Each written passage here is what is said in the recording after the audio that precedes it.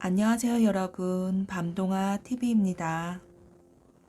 이번에 들려드릴 이야기는 어느 날 우연히 발견한 해골 바가지를 그냥 지나치지 않고 진심으로 명복을 빌어준 주인공이 그 해골의 도움을 받게 된 이야기입니다. 이 이야기는 제주도 지역을 비롯하여 전국 곳곳의 여러 갈래의 이야기로 전해 내려오는 민담이지요. 비록 얼굴, 나이, 이름 아무것도 모르는 사람이지만 한 사람의 죽음을 진심으로 애도하는 주인공의 태도는 참으로 본받을 일입니다. 또한 저승사자와의 일을 통해 누군가에게 베푸는 친절이 결국은 나에게 복으로 다시 돌아오는구나를 느꼈답니다. 오늘의 이야기도 재미있게 들으시고 행복한 밤 되시길 바랍니다. 은혜 갚은 해골 바가지. 옛날 어떤 곳에 소사만이라는 사람이 있었답니다. 어릴 적에 어머니와 아버지를 여의고 집이 너무 가난하여 여기저기 돌아다니며 동량으로 먹고 살았지요. 나이를 좀 먹어서는 오두막 하나를 지어서 살면서 나무도 해서 팔고 남의 집 품도 팔며 그럭저럭 살았답니다. 그러던 초겨울 어느 날이었어요. 땔감을 얻으려고 깊은 숲속에서 나무를 하는데 어디서 "아 추워, 아 추워" 하는 소리가 들렸어요. 소사마니는 주변을 두리번 거렸는데 사람의 그림자라고는 보이지가 않았지요. 그런데 또 어디에선가 "아이고 추워, 추워" 하는 소리가 들렸어요. 소사마니는 나무 주위를 살펴봤는데 아무것도 없었지요. 거참 이상하다. 소사마니는 고개를 갸우뚱거리며 몇 번이고 주위를 돌아보았는데 아무것도 보이지가 않았어요. 소사마니는 나무를 다 벤 후 목도 마르고 세수도 하고 싶어서 개울로 갔지요. 그런데 또 어디서 "너무 추워, 추워, 추워" 하는 소리가 들렸어요. 소사마니는 세수를 하다 말고 개울을 살펴보니 저쪽에서 두레박 같은 것이 둥둥 떠내려오고 있는 게 아니겠어요. 가만히 귀를 기울여 보니 소리는 거기서 나는 거였지요. "저게 뭐지?" 하고 보니 그건 바로 사람의 해골바가지가 아니겠어요. 소사마니는 "왜 해골바가지가 땅에 묻히지도 못하고 물에 둥둥 떠다니지?" 하면서 불쌍한 생각이 들어 해골바가지를 건져서 땅에 묻어주었어요. 그리고 소사마니는 해골바가지에게 제사도 지내주고 명절이면 차례 음식도 놔주고 했답니다. 그런데 그 후로 소사마니는 이상하게도 돈을 잘 벌었어요. 남부럽지 않은 부자가 되었지요. 소사마니의 나이가 30이 되는 어느 날이었어요. 소사마니는 밤에 꿈을 꿨지요. 꿈에 머리가 허연 백발 노인이 나타나서 "놀라지 마라. 나는 홍장군이라고 한다. 너는 나를 위해 참 좋은 일을 했어. 전쟁 중에 목이 잘려 죽어서 땅속에 묻히지도 못하고 길바닥에 굴러다니고 물에 떠다니고 하는 나를 네가 불쌍히 여겨서 벼 좋은 땅에 묻어주고 차례도 지내주고 제사 음식도 받아먹게 해주었으니 나도 이제 네 은혜를 갚아야겠다" 하고 말했어요. 그렇게 하자 소사마니는 아무것도 아니라는 듯 "무슨 말씀입니까? 저는 당연한 일을 했을 뿐입니다" 하고 겸손하게 말했어요. 백발 노인은 잠깐 뜸을 들이다가 말을 계속했지요. "사실은 너는 정해진 목숨이 30살까지다. 그래서 곧 너를 잡으러 저승사자 3명이 저승에서 올 것이야. 소사마니는 이 말을 듣고 너무 놀라서 무슨 말이라도 하고 싶었어요. 그런데 입이 안 떨어져 백발 노인의 말을 듣고만 있을 수밖에 없었지요. 백발 노인은 그러니 너는 내 말을 잘 들어라.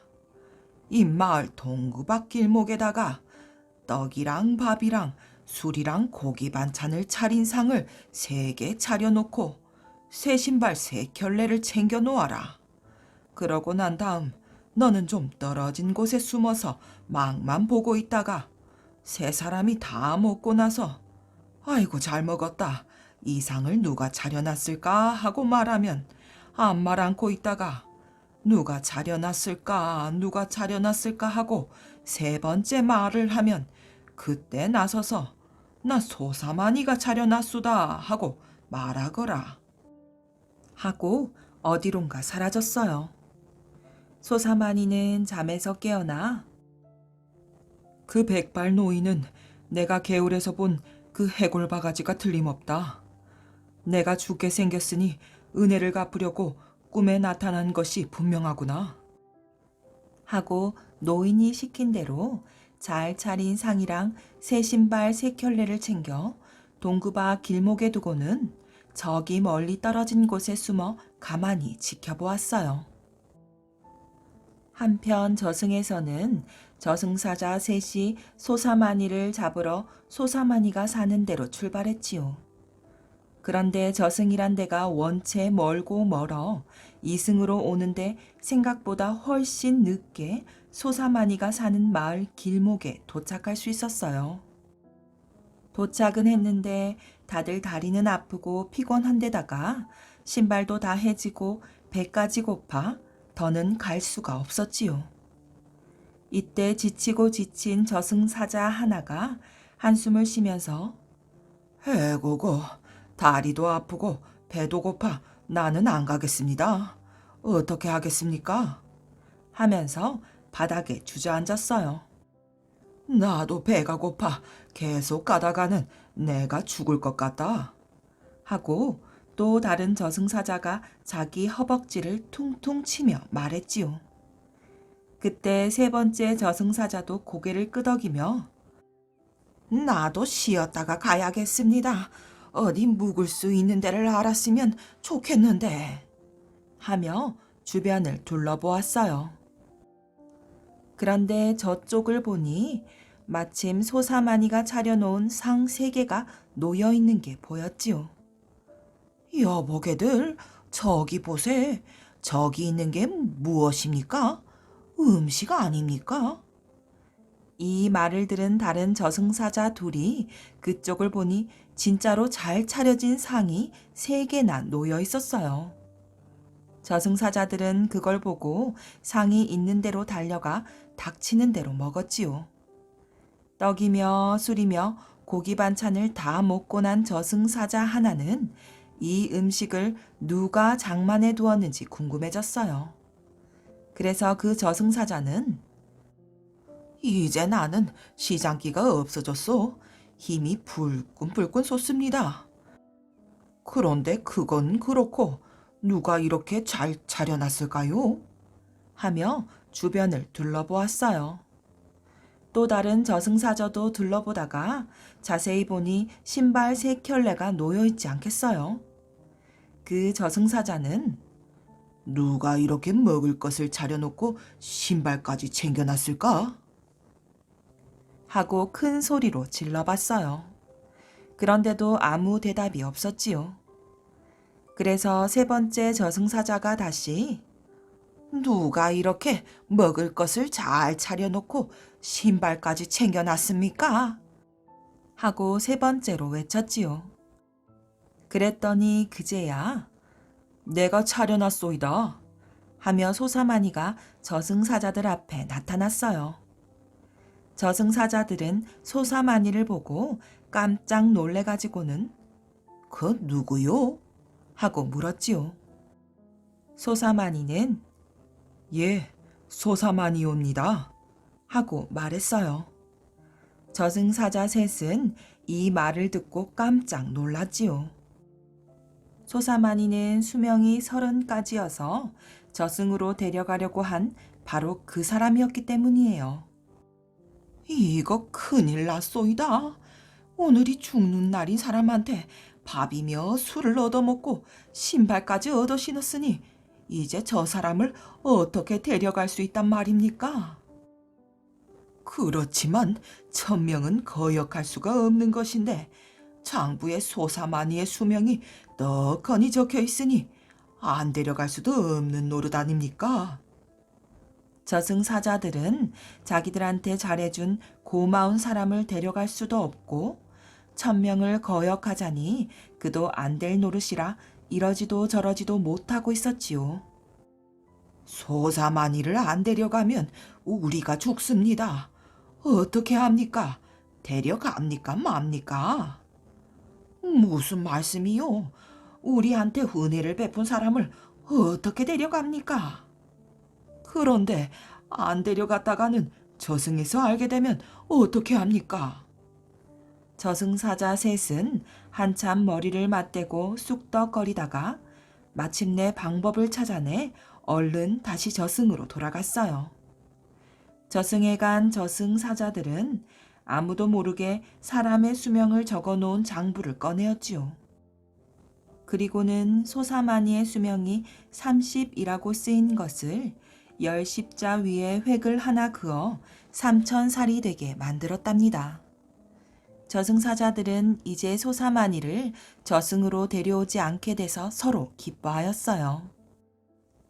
그렇게 해서 물 위에 둥둥 떠내려온 해골 바가지를 건져내 양지 바른 곳에 묻어주고 잘 대접해준 소사마니는 그 해골 바가지 덕분에 재수명에 죽지 않고 오래오래 잘 살았답니다. 엉큼 대왕과 대동강 물값. 어느 시골에 남의 돈을 가로채 많은 돈을 모은 시골 부자가 있었어요. 시골 부자는 무슨 재주가 있는지 시골의 웬만한 장사꾼 중에 돈을 떼지 않은 사람이 없었지요. 그런데 시골 부자는 그것으로도 부족해 있는 돈을 다 모아 당나귀에 싣고 사람들이 많이 사는 평양으로 갔답니다. 미천 적게 들이고 큰 돈 벌 게 뭐가 없을까?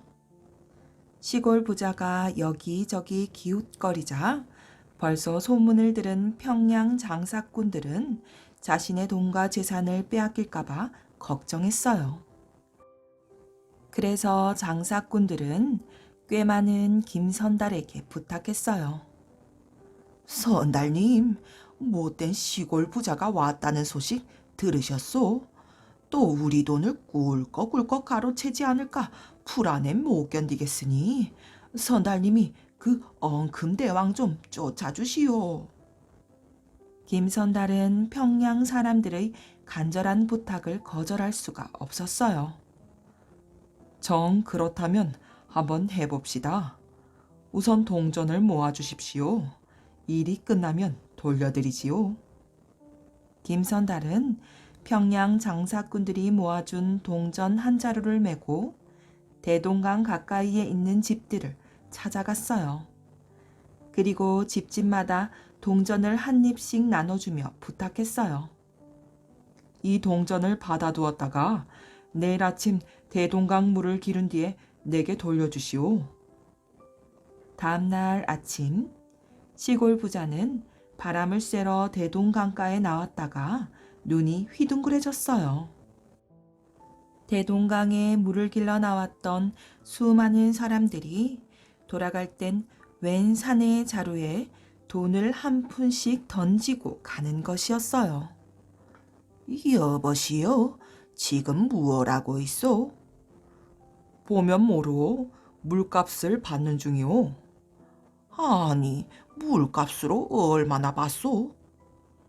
물 한 지게 길어갈 때마다 동전 한 입씩을 받지요. 시골 부자가 가만 보니 잠깐 사이에 돈자루가 불룩하게 차올랐어요. 세상에 이런 돈벌이가 다 있다니. 대동강물은 1년 내내 저절로 흐르고 사람들은 물을 안 마시고 살 수 없으니 흐르는 강물처럼 돈이 쏟아질 돈벌이구나. 시골 부자는 김선달에게 바짝 다가가 소근거렸어요. 여보시오, 저 대동강을 내게 팔지 않겠소? 팔다니, 그런 말 마시오. 김선달이 일부러 딱 잘라 말하니 시골 부자는 더욱더 안달이나 매달렸어요.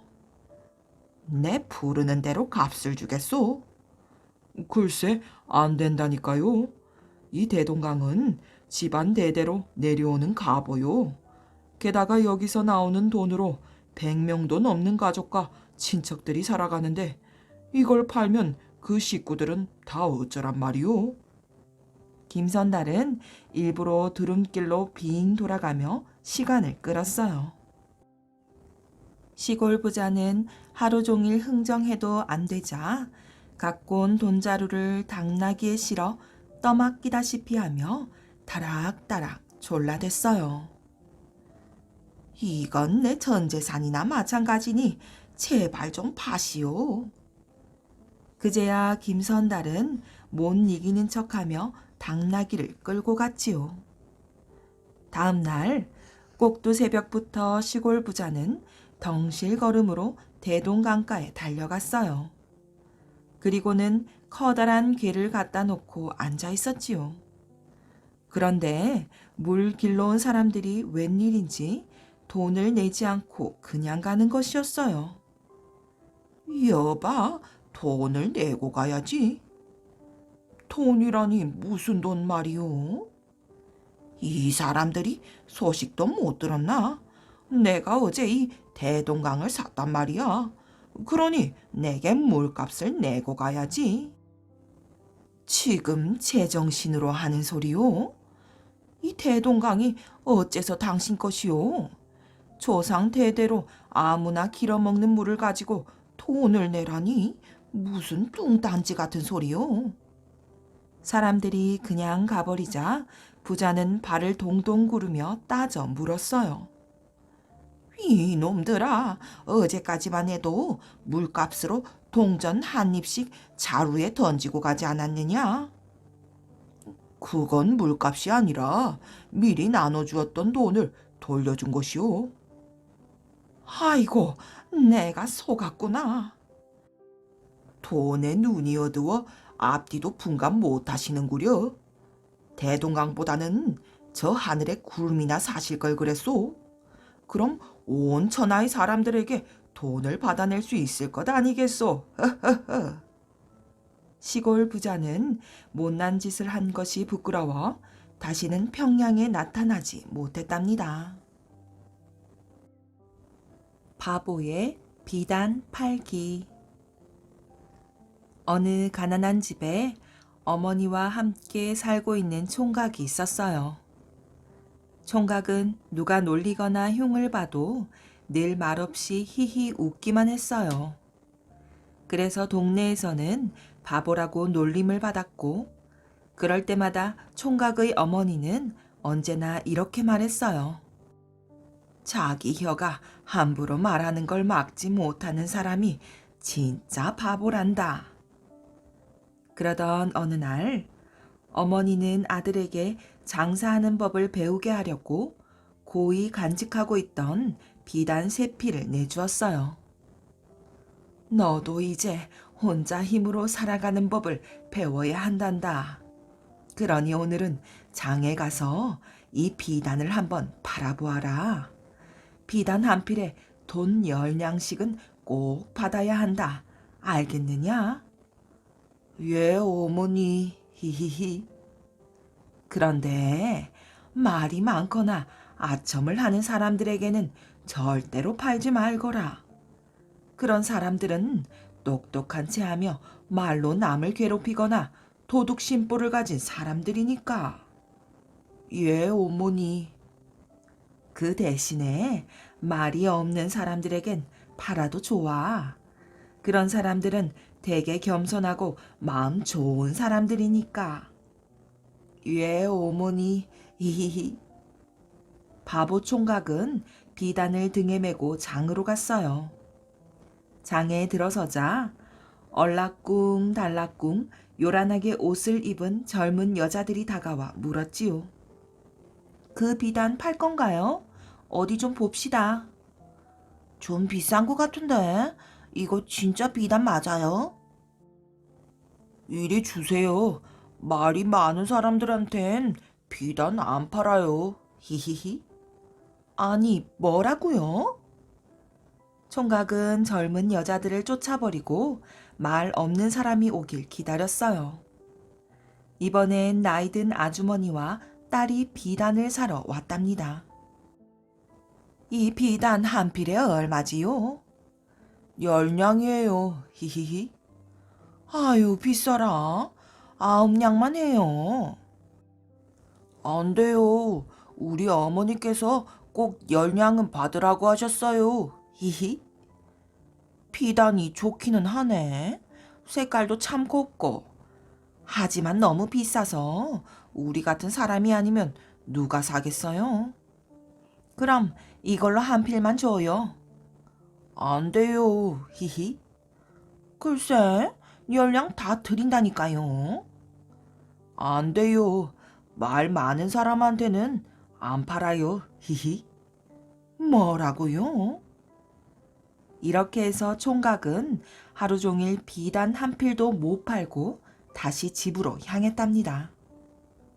그러다가 어느 절 앞을 지나가는데 돌부처가 자기의 비단을 보고 빙긋이 웃는 것 같았어요.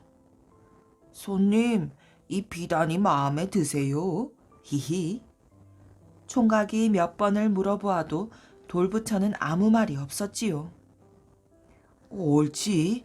이 손님은 진짜 말이 없는 사람이구나. 히히. 총각은 기뻐하며 비단을 펼쳐 보였어요. 보세요. 한 필엔 10냥이에요. 세 필 다 사시겠어요? 히히. 지금 돈이 없나 본데 괜찮아요. 내일 다시 올 테니까 여기서 만나요. 히히히. 진짜 좋은 사람이네.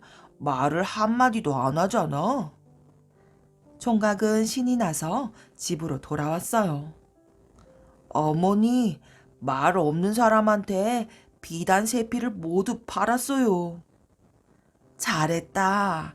아니, 그런데 비단 판 돈은 어디 있느냐? 내일 받기로 했어요. 히히히. 아니, 돈도 안 받고 비단을 다 주었단 말이냐? 걱정 마세요. 내일 꼭 받아올 테니까요. 히히히. 다음날 총각이 돌부처를 찾아갔더니 비단은 온데간데 없었어요.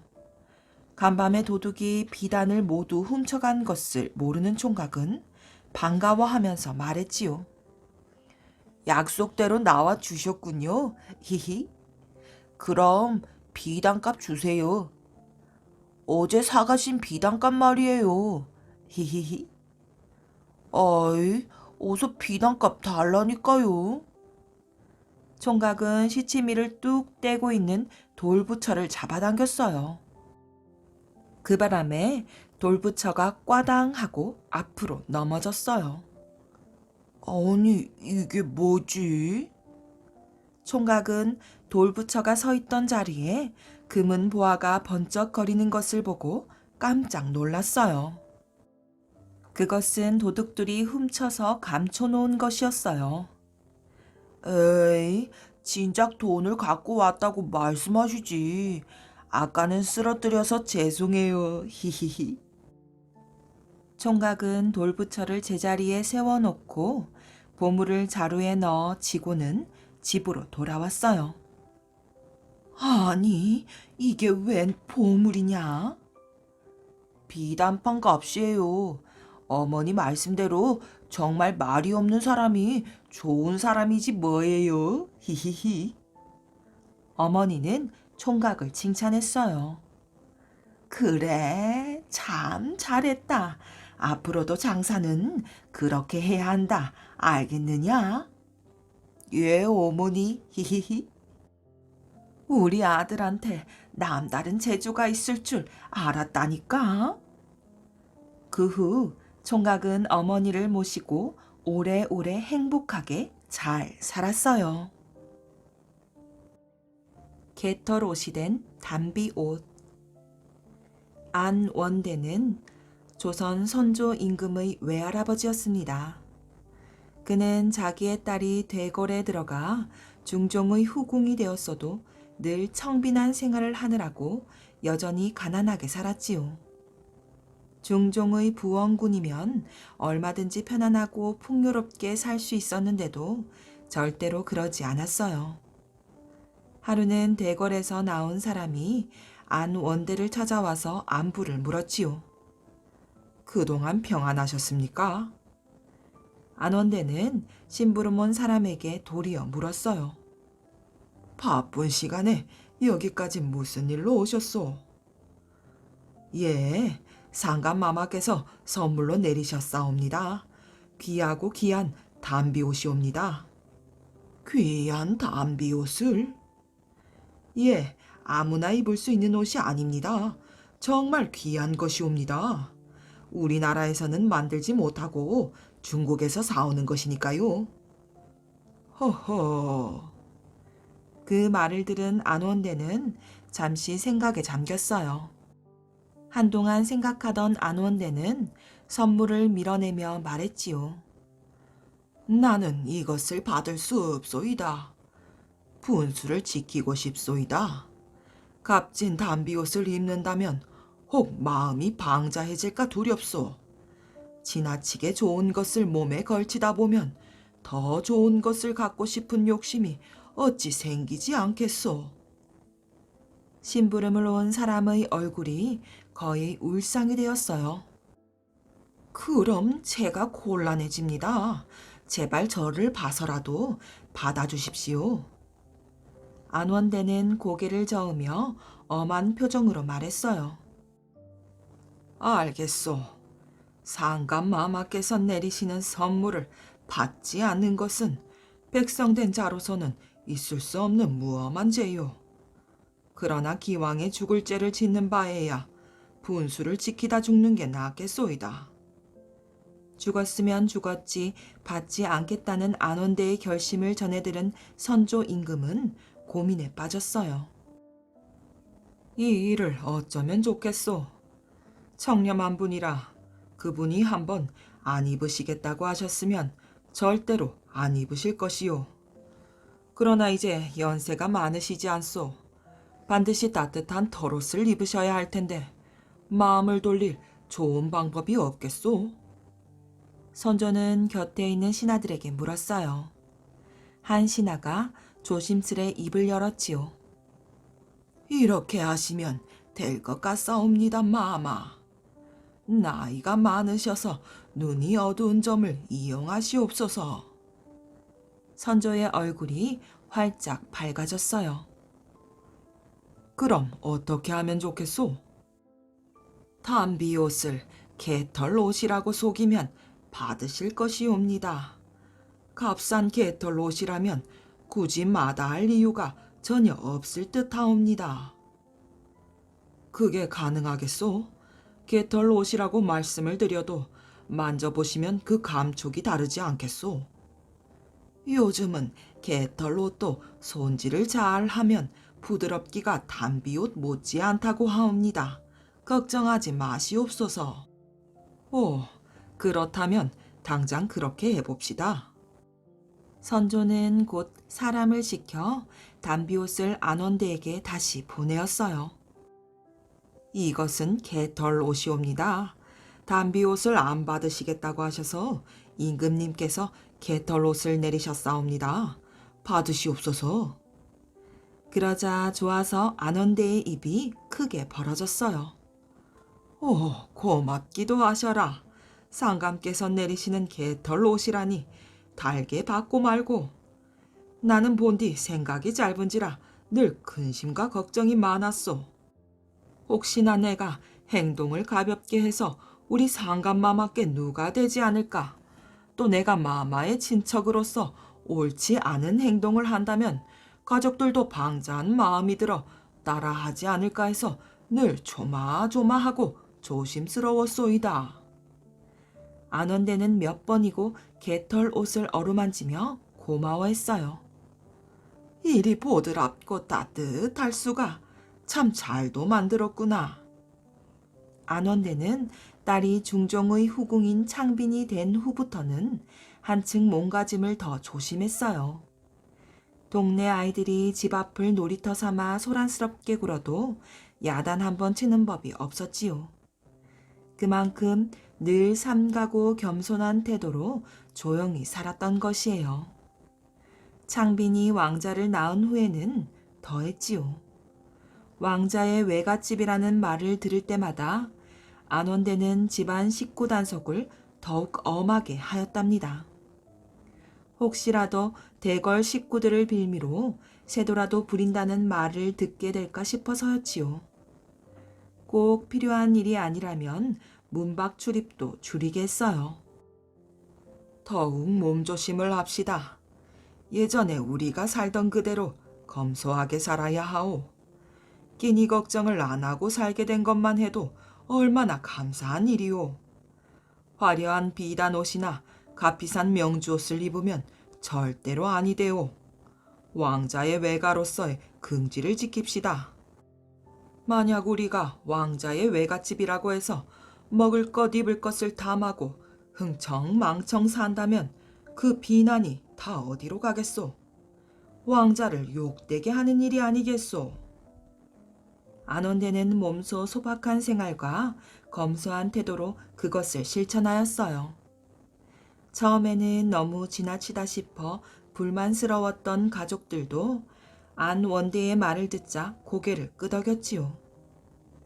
안원대가 철저하게 분수를 지키며 살자 자연히 가족들도 모두 검소하고 절약하는 태도가 몸에 배게 되었어요.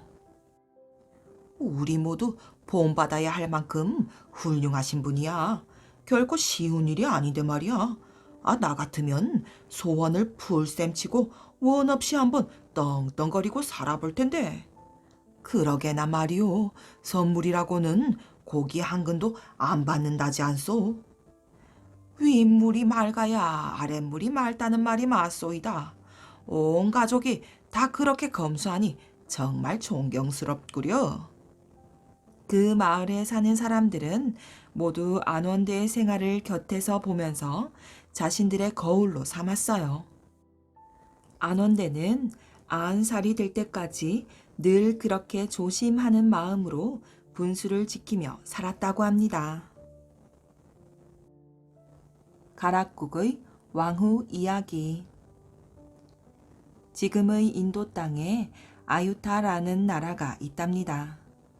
이 나라의 왕에게는 너무나 아름다운 딸이 있지요. 왕은 귀한 딸에게 이 세상에서 제일 가는 신랑감을 구해주어야겠다고 마음먹었어요. 세월이 흘러 딸이 16살이 되자 왕은 만족할 만한 신랑감을 찾기 위해 방방곡곡을 알아보았어요.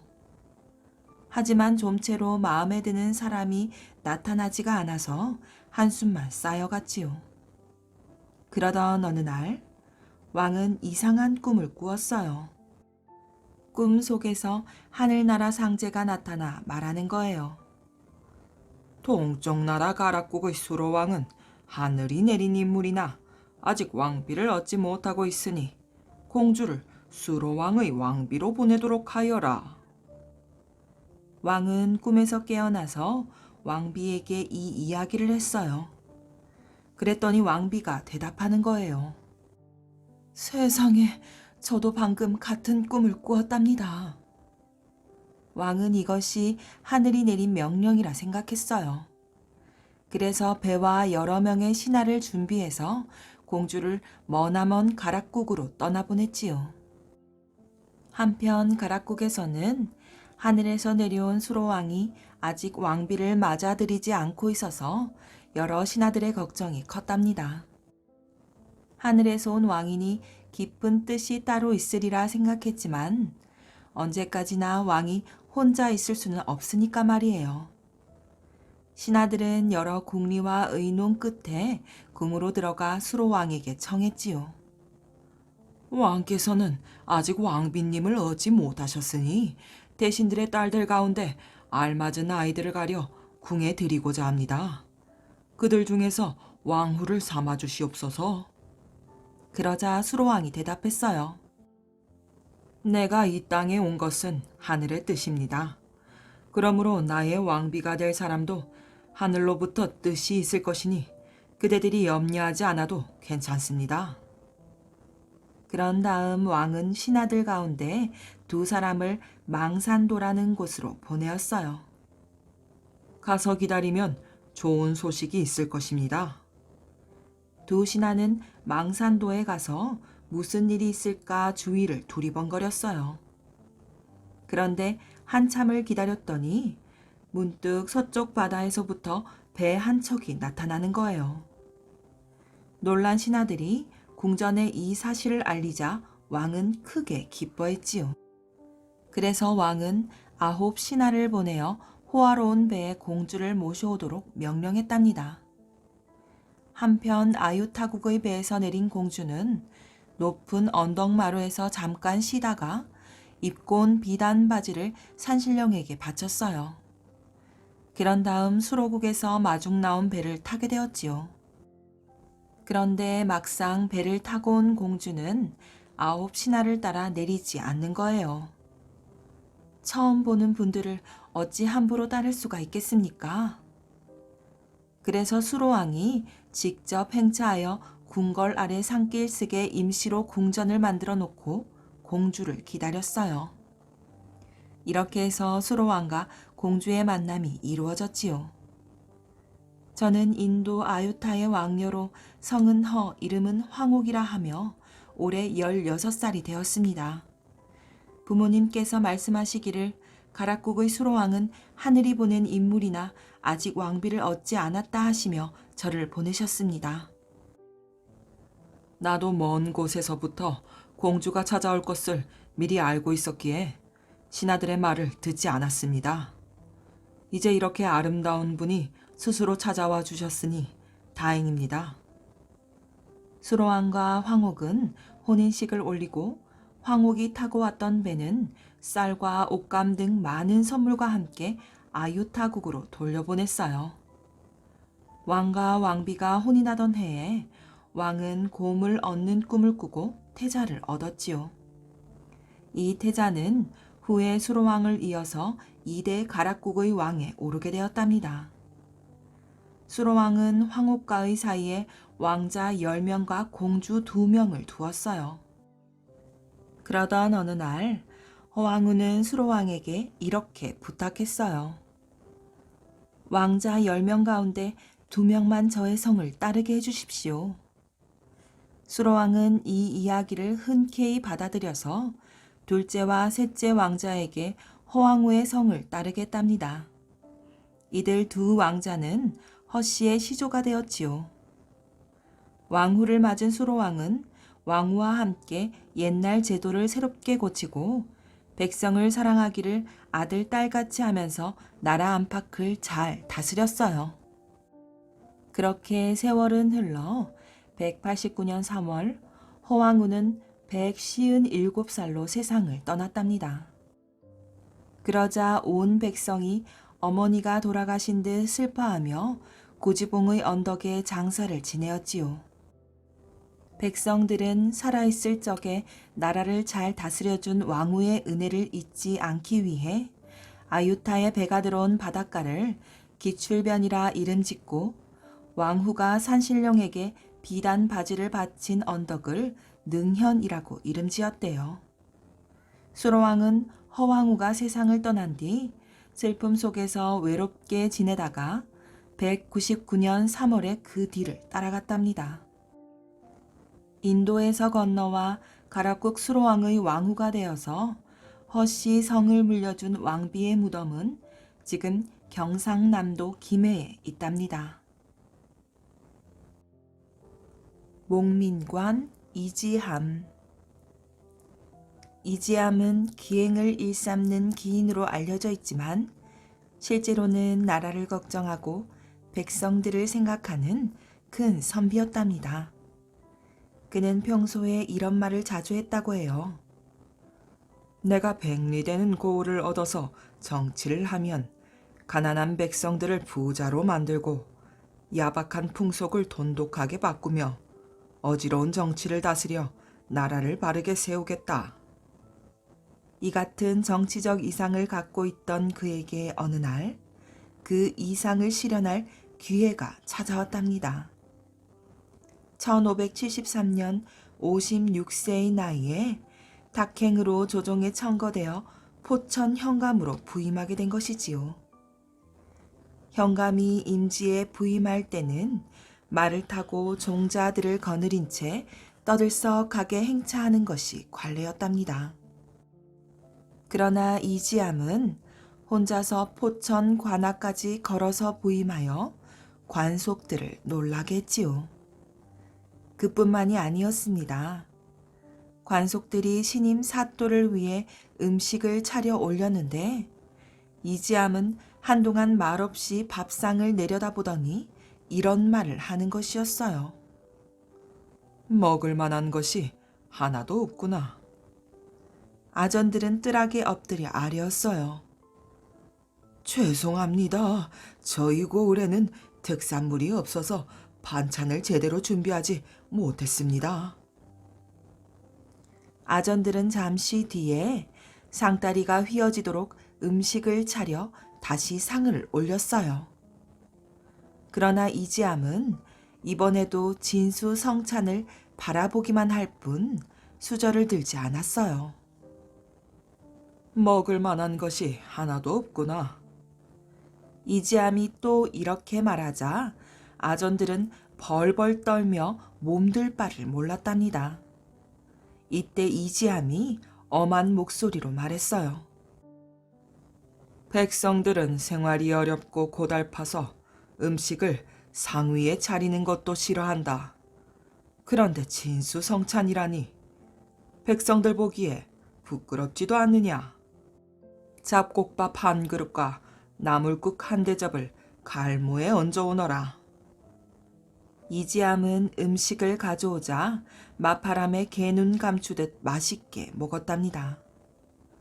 다음날 이지암은 포천 고을의 모든 관리들을 모아놓고 함께 식사를 하게 되었어요.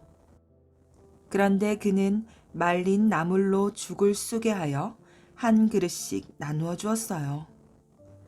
맛이 없고 입에 맞지 않아 먹은 것을 토하는 사람도 있었지요. 그러나 이지암만은 한 그릇을 뚝딱 비웠답니다.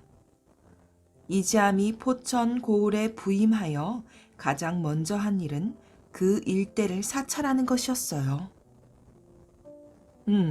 비가 많이 오면 임진강이 넘치겠구나. 제방공사를 서둘러야겠어. 이지암의 명령으로 곧바로 제방공사를 벌였지요. 그리하여 그해 여름 홍수 때 많은 생명들을 구할 수 있었답니다. 그러나 이지암은 이듬해에 포천 현감을 스스로 그만두었어요. 생활이 어려운 백성들을 구제하기 위해 특별 사업을 벌이게 해달라고 상소문을 올렸지만 그것이 받아들여지지 않았기 때문이에요. 하지만 선조 임금은 이지암이 능력이 많고 백성들의 신망이 높다는 것을 알기에 그를 다시 불러 아산 현감으로 임명했답니다. 1578년 아산 현감으로 부임한 이지암은 고을 백성들을 모아놓고 물었어요. 아산 고을 백성들이 가장 괴롭고 힘들어하는 일이 무엇이더냐? 이때 한 농부가 앞으로 나서며 말했어요. 전임 현감은 임금님께 숭어를 진상한다며 백성들에게 돌아가며 양어장에서 물고기를 잡아바치겠습니다. 백성들은 모두 이 일로 고생스러워하고 있습니다. 그래? 알겠다. 이지암은 백성들의 고통을 덜어준다며 과감하게 숭어 양어장을 흙으로 메워버렸어요. 그뿐만 아니라 양어장 자리를 농토로 만들어 백성들에게 농사를 짓게 하였지요. 임금에게 올리는 물품을 없애고 백성들의 농산물을 늘린다는 것은 전제 군주제인 조선시대에 이지함이 아니면 할 수 없는 개혁 조치였답니다. 한편 아산 고을에는 집도 절도 없이 떠돌아다니며 빌어먹는 거지들이 있었어요. 이지함은 이들을 불쌍히 여겨 거린청을 만들어 그곳에 묵게 했답니다. 그러나 하는 일 없이 먹고 놀게만 하지 않고 새끼를 꼬거나 집신을 삼고 대장간일을 배우겠지요. 그래서 이들이 만든 물건을 장터에서 팔아 스스로 자립을 하도록 도와주었어요. 이지함은 보릿고개 때 고생하는 백성들에게는 싼 이자로 곡식을 빌려주었으며 자신의 봉급을 털어 아랫사람들을 도와주었어요. 우리 고을 사또는 백성을 어버이처럼 섬기는 분이야. 물론이지 무슨 일을 하든지 백성을 사랑하는 마음으로 지극정성이잖아. 고을 백성들은 모이기만 하면 이런 이야기를 주고받으며 이지함을 진심으로 따르고 존경했답니다. 하지만 이지함은 안타깝게도 아산 현감으로 부임하던 해에 갑자기 이질에 걸려 세상을 떠나고 말았지요. 이때 고을 백성들은 친척상을 당한 것처럼 몹시 슬퍼했답니다. 개나리꽃 이야기. 까마득히 먼 옛날 한 시골 마을 산기슭에 다 무너져가는 오막살이 집 한 채가 있었답니다. 이 집에서는 홀로 된 어머니가 개나리라는 이름을 가진 8살 난 딸과 6살 난 아들을 데리고 살았어요. 너무 가난해서 늘 먹고 살기가 힘들었던 식구들은 아버지마저 세상을 떠나자 앞으로 살아갈 일이 걱정이었지요. 어머니는 몸도 마음도 지쳐 힘이 들었지만 뱃속에 있는 아기와 2아이를 보고 힘을 냈어요. 하지만 남의 집일을 하려고 해도 일거리가 없어 굶기를 밥 먹듯 해야 했지요. 뿐만 아니라 그 애는 온 나라에 흉년이 들어 인심이 사나웠답니다. 어머니는 날마다 한숨과 눈물로 하루하루를 보내었어요. 하지만 딱한 사정을 알 길 없는 아이들은 배고프다며 울기 일쑤였지요. 2아이는 하루 종일 어머니 뒤를 졸졸 따라다니며 밥을 달라고 떼를 부렸어요. 어머니는 그런 아이들을 바라보고 있으려니 마음이 찢어질 듯이 아팠지요. 이러고 있다가 아이들이 굶어 죽겠어. 어머니는 굶주림에 시달리는 아이들을 보고 멍하니 있을 수만은 없었어요. 그래서 밥 동량을 다니기로 결심했지요. 먹을 수만 있다면 무엇이든 좋아요. 한 숟가락이라도 좋으니 도와주세요. 어머니는 바가지를 들고 다니며 집집마다 밥을 동량했어요. 그렇게 어머니의 밥 동량으로 세 식구는 간신히 목숨을 이어갔답니다. 하지만 흉년의 밥 동량은 쉽지 않았어요. 어느 집은 대문에 들어서지 못하게 사나운 개를 풀어놓기도 했고, 또 어느 집은 아무리 대문을 두드려도 들은 척도 하지 않았지요. 게다가 애꿎은 동량 바가지를 발로 밟아 깨뜨리는 사람도 있었어요. 하지만 어머니와 아이들을 가엾게 여기는 마음씨 좋은 사람들도 있었답니다. 그 사람들은 먹던 밥도 나눠 먹자며 조금씩 덜어주었어요. 힘들게 얻은 동량 밥은 아이들 먹이기에도 턱없이 부족했어요. 어머니는 매일같이 허기진 배를 물로 채워가며 이 집 저 집 먹을 것을 찾아다녔어요. 사람들은 그런 어머니를 보고 아이들을 내세워 동냥질을 한다며 손가락질했지요. 하지만 어머니는 밥 동냥을 멈출 수가 없었답니다. 목숨보다 소중한 아이들을 굶어 죽게 할 수는 없었으니까요. 그러던 어느 날 밥 동냥을 나갔던 어머니가 집에 돌아와서는 갑자기 쓰러지고 말았어요. 그러고는 아기를 가진 지 아직 10달이 채 되지 않았는데 개나리의 둘째 동생을 낳았지요. 혼자서 아기를 낳은 어머니는 다행히 정신을 차리기는 했지만 손가락 하나도 움직일 수가 없었어요. 어머니, 눈 좀 떠보세요. 개나리가 조심스럽게 어머니를 흔들며 말했지만 어머니는 좀처럼 눈을 뜨지 못했어요. 온몸에 식은 땀이 비오듯 했고 옷이 땀으로 축축하게 젖었지요. 한참이 지나자 어머니는 겨우 몸을 돌려 아기에게 젖을 물렸어요. 하지만 며칠 동안 먹은 게 없어 젖이 나오지 않았지요. 갓 태어난 아기는 아무것도 나오지 않는 엄마 젖을 빨고는 더욱 심하게 울어댔어요. 개나리는 배고파 우는 아기를 달랠 수가 없었답니다. 엄마, 엄마, 나도 배고파. 나도 젖 먹을래. 6살 난 동생은 아기가 젖을 먹는다고 생각했는지 자꾸만 말라붙은 엄마 젖을 빨려고 했어요. 배고파 누나, 배고프단 말이야. 젖이 안 나오는 걸 안 동생은 개나리를 붙잡고 떼를 부렸지만 개나리도 달리 방법이 없었어요. 다음 날 개나리는 어머니 대신 바가지를 들고 밥 동냥을 나갔어요. 이대로 있다가는 어머니와 두 동생이 굶어 죽을 것 같아 동냥을 다녀야겠다고 생각했지요. 한겨울에 차가운 바람이 자꾸만 개나리의 발을 붙잡았어요. 개나리는 꽁꽁 언 손에 호호 입김을 불어가며 대문을 쿵쿵쿵 두드렸답니다.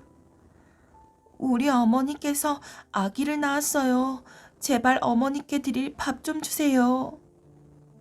하지만 그날따라 먹을 것을 주는 집이 한 집도 없었어요. 그래도 개나리는 쉴 새 없이 걷고 또 걸었지요. 날씨가 얼마나 추웠던지 두 볼에 흘러내리던 눈물이 그대로 얼어버렸어요. 어느덧 해가 뉘엿뉘엿 지기 시작했답니다. 개나리는 눈보라에 온몸이 얼어 걷는 것조차 힘들었어요. 얼마나 울었는지 이제 눈물도 나오지 않았지요. 개나리가 무거운 발걸음을 옮기고 있을 때 어디선가 할머니 한 분이 다가왔어요. 아이고, 아가, 이렇게 추운 날 다니면 동상에 걸릴 텐데.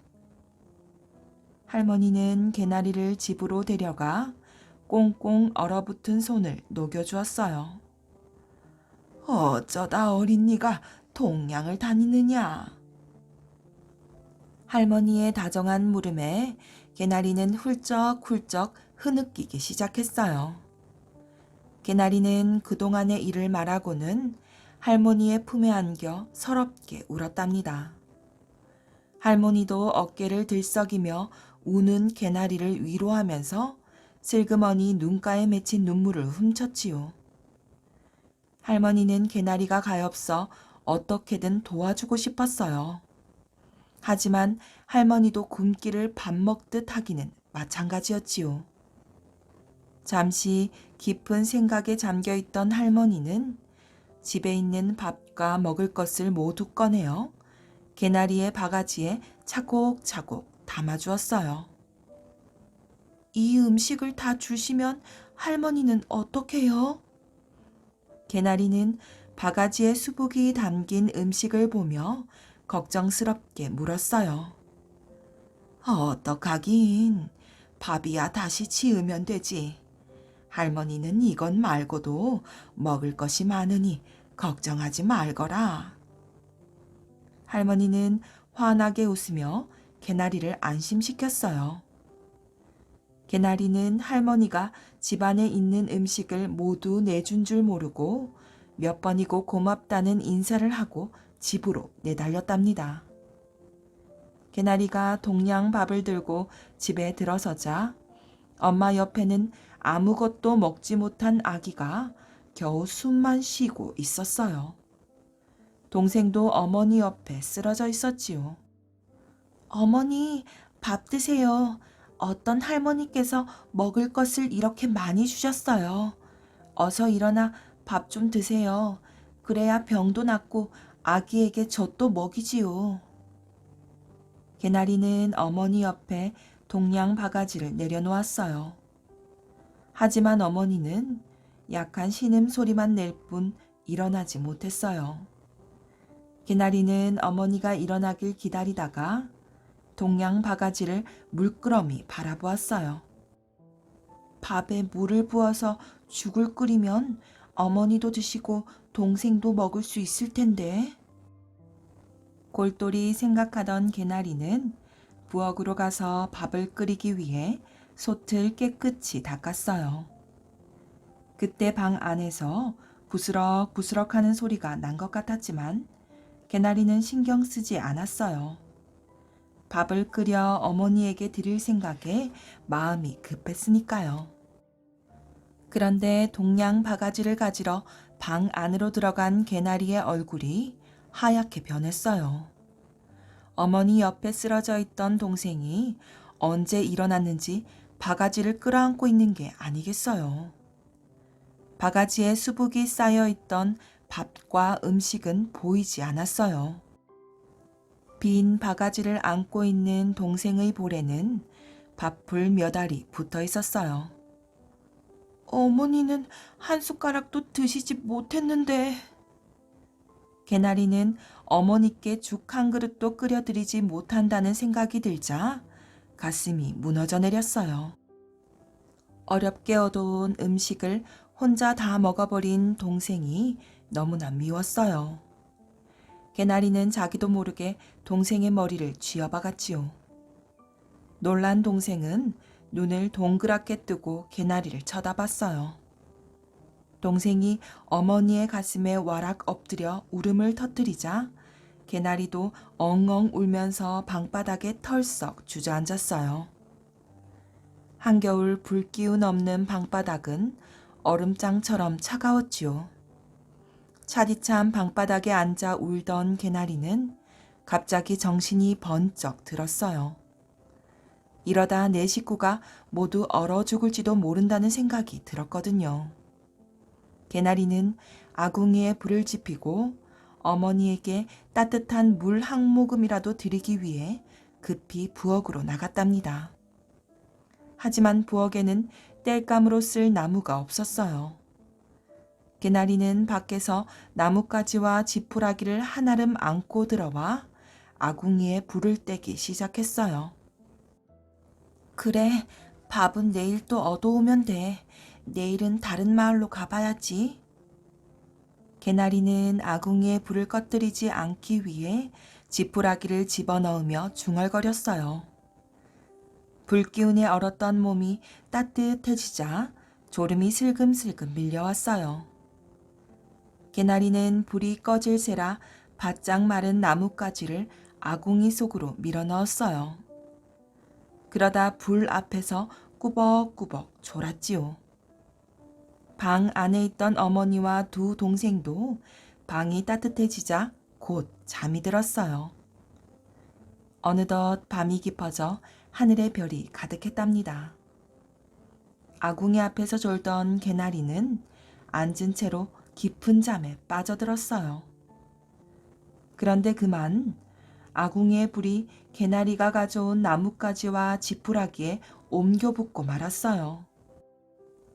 그러고는 눈 깜짝할 사이에 작은 오막살이 집을 휘감았지요. 굶주림과 추위에 지쳐 깊이 잠든 내 식구는 그 사실을 알지 못했답니다. 다음날 개나리네 오막살이 집은 온데간데 없이 모두 타버렸어요. 그저 타고 남은 나무 토막만 군데군데 남아있을 뿐이었지요. 유난히도 춥던 겨울이 지나가고 따뜻한 봄이 왔어요. 개나리네 오막살이 집이 있었던 자리에도 푸릇푸릇한 풀이 돋아나기 시작했지요. 그리고 지금까지 한 번도 보지 못한 꽃나무가 자라났어요. 가느다란 줄기는 마치 야위어 앙상하게 뼈만 남은 개나리네 식구들과 닮아 보였어요. 그리고 네 갈래로 갈라진 노란 꽃잎은 다정하게 모여 앉은 개나리네 식구 같았지요. 그때부터 사람들은 개나리네 네 식구를 닮은 이 꽃나무를 개나리 꽃이라고 불렀답니다.